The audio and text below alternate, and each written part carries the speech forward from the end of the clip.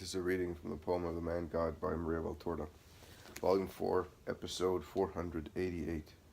Jesus at the camp of the Galileans with his apostle cousins. 10th of September, 1946. Judas and James, come with me. The two sons of Alphaeus do not need to be told twice. They get up at once and go out with Jesus from a little house in a suburb to the south of Jerusalem, where they have been given hospitality today. Where are we going, Jesus? Asks James. To greet the Galileans on the Mount of Olives. They walk for some time towards Jerusalem. They then pass close to some little hills with houses among the greenery, obviously manor houses. They cross the road to Bethany and Jericho, the southern one ending at Tophet and Siloam. They go around another hill, which is a ramification of the Mount of Olives. They cross the other road, which goes directly to Bethany from the Mount of Olives, and along a little path among the olive trees, they climb to the camp of the Galileans. Many tents have already been dismantled, and in remembrance of the crowding, there remain withered branches thrown on the ground, the remains of fires which have scorched the grass, ashes, brands, litter, as always happens where there has been a camp. The cold and precociously wet season has speeded up the departure of pilgrims. Caravans of women and children are departing even now. Men, particularly those still strong, have stayed to terminate the feast. The Galileans who believe in the Lord must have been warned by some disciples, perhaps, because I see them all and from every village known to me. Nazareth with the two disciples, Alphaeus, whom Jesus forgave after his mother's death, and a few more. But I do not see Simon or Joseph of Alphaeus. But, as compensation, there are others, among whom the head of the synagogue, who is visibly embarrassed in greeting Jesus with deference after thwarting him so much. But he helps himself out of the difficult situation by saying that Jesus' relatives are staying with that friend you know, because of the children who suffered from the wind at night. And Cana is present with Susanna's husband, her father and other people, and also Nain is present with the man brought back to life, and others, and Bethlehem of Galilee with many citizens, and the western lake towns with their inhabitants. Peace to you, greets Jesus passing among them, caressing the children still present, his little friends from Galilean places, listening to Jairus, who tells him that he is sorry he was absent the last time. Jesus asks whether the widow from Aphek has settled at Capernaum, and has taken in the orphan from Giscala. I do not know, Master. Perhaps I had already left, says Jairus.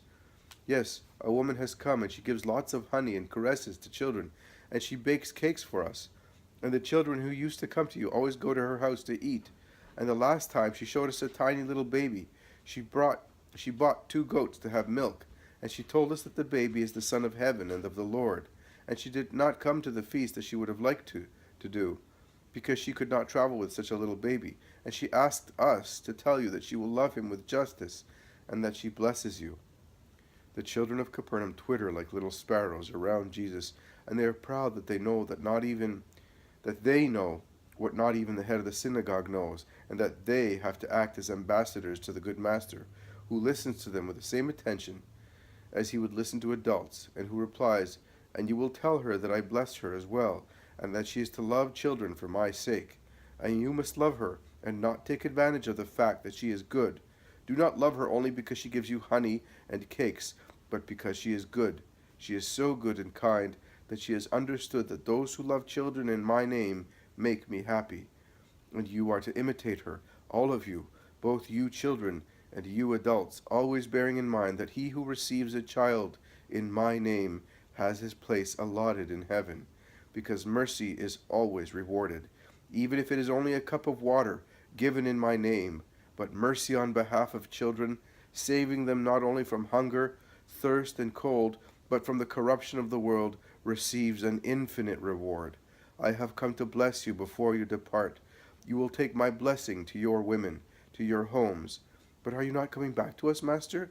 I shall come back, but not now, after Passover. Oh, if you are going to stay away for such a long time, you will forget about the promise. Be not afraid. The sun may stop shining before Jesus forgets those who hope in him. It will be a long time, and sad, if we are taken ill, if we have trouble, if death should descend upon our houses. Who will help us? Say several people from different places. God will. He is with you if you remain in me with your will. And what about us? We have believed in you only for a short time. We admit it. So, will we have no comfort? And yet now, after seeing you work miracles and hearing you speak in the temple, oh, we believe you. And it is a great joy to me, because it is my greatest desire that my fellow citizens should be on the way to salvation. Do you love us so much? But for a long time we have offended and ridiculed you. This is the past. It is no longer so. Be faithful in future, and I solemnly tell you that your past is cancelled, both on the earth and in heaven. Are you staying with us? We shall share our bread as we did many times at Nazareth, when we were all equal, and on Sabbath we rested in the olive groves, or when you were just Jesus and used to come with us and like us to Jerusalem for feasts. There is regret and desire for past times in the voices of the Nazarenes who now believe in Jesus. I wanted to go to Joseph and Simon, but I will go later. You are all my brothers in God, and spirit and faith are of greater value to me than flesh and blood, because the latter perish, whilst the former are immortal. And while some get busy preparing fires to roast the meat, using bits of olive branches to cook the food, the more elderly people and those of higher rank from every place in Galilee gathered round Jesus, asking him why that morning and the previous day he was not at the temple, and whether he would be going the following day, which was the last one of the feast. I was not there, but I will certainly be there tomorrow. And will you speak? Yes, if I can. Alphaeus of Sarah, looking about himself, whispers in a low voice to Jesus, Your brothers have gone to secure assistance for you in town. That fellow is aware of many things, because he is a relative of one of the temple, through the relationship of some women. Joseph is worried about you, you know. After all, he is good. I know, and he will become better and better when he is spiritually good. More Galileans arrive from town. The number of those around Jesus increases, to the regret of the children who are pushed back by the adults and cannot make their way towards Jesus until he sees the innocent, sulky group, and he says, smiling, Let the little children come to me. Then, while the circle breaks up, once again as happy as a flight of birds, they run towards Jesus, who caresses them and goes on speaking to the adults.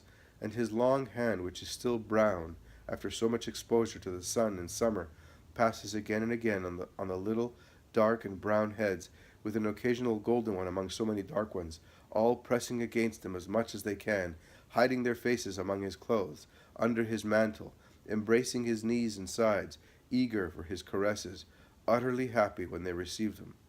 They eat, sitting in a circle after Jesus has blessed the food and handed it out in a serene, friendly union of hearts. The others who are not Jesus' followers look from afar, derisively and incredulously, but no one minds them. The meal is over. Jesus is the first to get up, and he calls Jairus, Alphaeus, Daniel of Nain, Elias of Chorazim, Samuel, the ex-cripple, I do not know from where, then a certain Uriah, one of the many Johns, one of the many Simons, a Levi, an Isaac, Abel of Bethlehem, etc. In brief, one from each village, and with the help of his cousins, he divides into equal parts the money of 2 very full purses, and he gives 1 part to each man. He called for the poor of each village. Then, when he is penniless, he blesses everybody and takes his leave. He would like to depart from them, turning his steps towards Gethsemane, to enter the town by the sheep gate, but almost everyone follows him, children in particular, who hold on to his tunic and the hem of his mantle, and certainly annoy him, but he does not stop them. And the little boy of Magdala, Benjamin, who one day very clearly said that what he thought of Judas Iscariot, plucks his tunic until Jesus bends to listen to him in particular. Have you still got that bad man with you? Which bad man? There are none with me, says Jesus to him, smiling. Of course there are. That tall, dark man who laughed. You know, the one whom I told that he was handsome outside and ugly inside. He is bad. He's talking of Judas, says Thaddeus, who is behind Jesus and has heard. I know, replies Jesus, turning round, and then he says to the child, Of course that man is still with me. He is one of my apostles, but now he is very good. Why are you shaking your head? You must not have a bad opinion of your neighbor, particularly of people you do not know. The boy lowers his head and becomes silent. Are you not replying to me? You do not want me to tell lies, and I promised you not to tell any, and I kept my promise. But now, if I say to you that I think that he is good, I would say something which is not true, because I think that he is bad. I can keep my mouth closed to please you, but I cannot close my mind not to think." His remark is so impetuous and logical in its simplicity, although childish, that all those who hear him cannot help laughing. Everyone except Jesus, who sighs and says, "Well, you must do one thing. If he really seems bad to you, you must pray that he may become good. You must be his angel. Will you do that? I will be happier if he becomes good. So, if you pray for that, you will pray that I may be happy." "I will, but if he is bad and does not become kind to you, my prayer will be of no avail." Jesus puts an end to the argument by stopping and bending to kiss the children. He then orders everybody to go back. When they are alone, Jesus and his two cousins, Judas of Alphaeus, after a short silence, as if he had been so far thinking about it, says, concluding, "He is right. He is quite right. I also am of his opinion."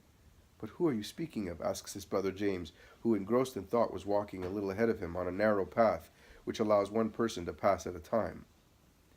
"I am speaking of Benjamin, and of what he said, but you will not hear of it. And I tell you that he is not a true apostle. He is not sincere. He does not love you. He does not—" "Judas, why grieve me, my dear brother? Because I love you, and I'm afraid of the Iscariot. I'm more afraid of him than of a snake." "You're unfair. If it had not been for him, perhaps I would have been captured by now." Jesus is right. Judas has done very much. He has profusely drawn hatred and derision upon himself, and has worked, and still works for Jesus, says James. "I cannot believe that you are a fool or a liar, and I wonder why you support Judas. I am not speaking out of jealousy or out of hatred. I am speaking because I feel that he is bad, that he is not sincere. All I can admit for your sake is that he is mad, a poor madman raving one way today and a different way tomorrow. But he is definitely not good. Don't trust him, Jesus. Don't.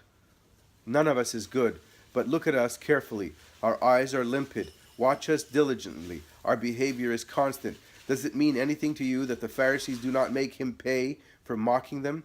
That those of the temple do not react to his words? That he always has friends among those whom he apparently offends? That he always has plenty of money? I'm not speaking about us two, but even Nathanael, who is rich, even Thomas, who does not lack means, have only what is necessary. Jesus is silent. James says, "My brother is partly right. It is a fact that Judas always finds the way to be alone, to go by himself, but I do not want to grumble or judge. You know." "Yes, I know, and that is why I say that I do not want you to pass judgment. When you are in the world replacing me, you will find people who are stranger than Judas. What kind of apostles would you be if you should eliminate them because they are strange? Nay, just because they are strange, you will have to love them patiently to make them lambs of the Lord. Let us go to Joseph and Simon now.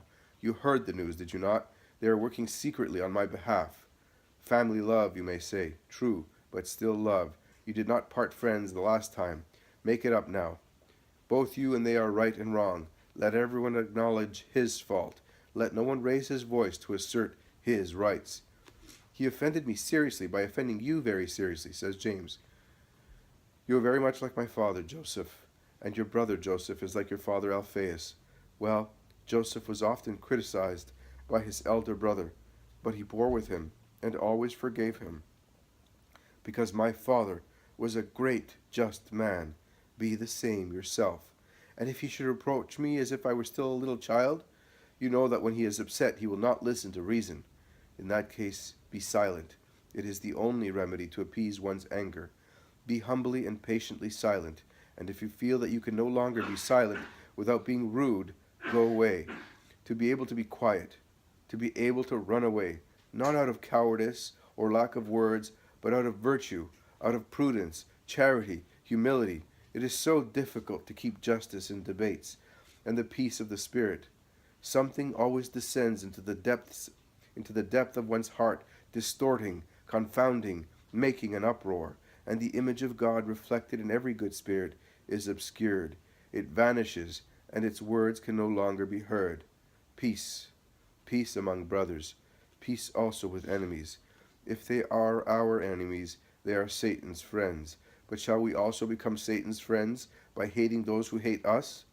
How can we lead them to love if we are out of love ourselves? You may say to me, Jesus, you have already said so many a time, and that is what you do, but they always hate you. I will always say so. When I am no longer with you, I will inspire it into you from heaven. And I also tell you not to count defeats, but victories. Let us praise the Lord for them. No month goes by without some conquest being made. That is what the workmen of the Lord must take notice of, rejoicing in the Lord, without the anger of worldly people, when they lose one of their poor victories. If you do so, peace to you, Master. Do you not recognize me? Says a young man who from town was going up towards Gethsemane. You? You are the Levite who was with us last year, together with the priest. It is I. How did you recognize me, since you see a whole world around you? I do not forget the distinctive features of faces and spirits. Which is the feature of my spirit? A good one, but unsatisfied. You are tired of what surrounds you. Your spirit tends to better things. You feel that they exist. You realize that it is time to make up your mind for an eternal good. You are aware that beyond darkness there is a sun, the light. You want the light. The young man throws himself on his knees. Master, you have said it. It is true. That is what I have in my heart, and I could not make up my mind. Jonathan, the old priest, believed. Then he died. He was old, but I am young. I heard you speak in the temple. Do not reject me, Lord, because not everybody there hates you, and I am one of those who love you. Tell me what I must do, considering that I am a Levite. Do your duty until the new times. Meditate, because by coming to me, you will not be going towards earthly glory, but towards sorrow. If you persevere, you will receive glory in heaven. Study my doctrine. Be firm in it. How? Heaven itself will confirm you with its signs. My disciples will help you to be confirmed. Again, and to have a deeper and deeper knowledge of what I taught, and to practice it. Do that, and you will achieve eternal life. I will, Lord, but can I still serve in the temple? And I told you, until the new times. Bless me, Master. It will be my new consecration. Jesus blesses and kisses him. They part. See, such is the life of the workers of the Lord. A year ago, the seed fell into that heart, but it did not appear to be a victory, because he did not come to us at once. But here he comes now, after a year, to corroborate the words I spoke a little while ago. A victory. And does that not make the day a beautiful one for us? You are always right, Jesus. But beware of Judas. It is silly of me to tell you. I know. You are aware. But I have this torment in my heart. I am not telling the others, but it's there, and I am sure that others have it as well. Jesus does not reply. He says, I am glad that Joseph and Nicodemus gave me that money. I can now send some assistance to my poor people in Galilee. They have arrived at the gate, and they go in, mingling with the crowd.